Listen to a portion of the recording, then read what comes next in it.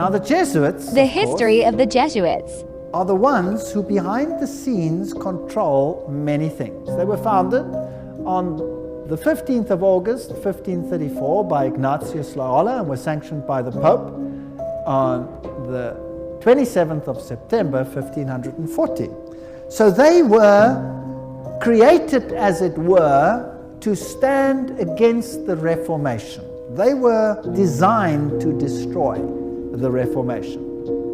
Loyola wanted the order to be champions of Catholic unity, and of course submission to Christ's vicar, the Pope, was absolutely essential. Here you have the institution of Loyola's organization by the Pope on this particular day, and there are some interesting analogies which we will find here. Here, for example, there is considerable analogy between Masonic and Jesuitic degrees.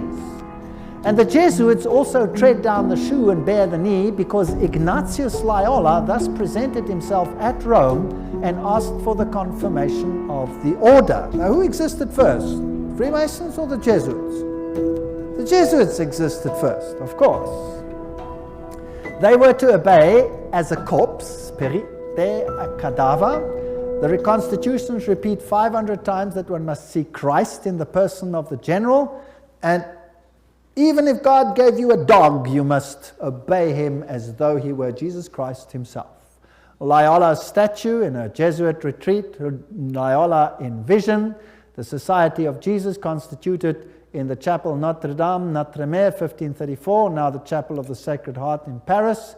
Many occult incrustations, and this is the famous Jesuit oath that each Jesuit makes when he becomes a Jesuit. Now, it'll tell us something about the character of the Jesuits. There it says, I, and he fills in his name, in the presence of God and all the saints and all these things, swear that His Holiness the Pope is Christ's vice-regent and is the true and only head of the Catholic Universal Church, etc. It also says here that this power was given by the Savior, Jesus Christ. He has power to dispose heretical kings, princes, states, commonwealths, governments, all being illegal without his sacred confirmation, and that they may safely be destroyed. So a Jesuit swears that if a government is not subject to Rome, it can be what? Destroyed. I further declare that I will help and assist and advise all or any of His Holiness's agents wherever I shall be, and do my utmost to extirpate the heretical Protestant or liberal doctrines. Liberal doctrines are doctrines where you decide what you believe. You take the liberty of making your own choice rather than allowing the Pope to do it for you, and that will be destroyed, and all their pretended powers. And that it doesn't matter where you send me in the world, I will obey. And I promise that I will have no opinion of my own. I will obey like a corpse. And I will make war, secretly or openly, against all heretics, Protestants, and liberals, as I am directed to do, to extirpate and exterminate them from the face of the whole earth. I will spare neither sex, age, nor condition, and I will hang, waste, boil, flay, strangle, bury alive these infamous heretics, rip up the stomachs and wombs of their women, crush their infants' heads against the wall in order to annihilate forever their execrable race. That's quite a nice Christian promise, would you agree? Very Christian promise. Did they do it? Well, the Valdenses, they smashed the children's heads against the rocks to make the parents rescind.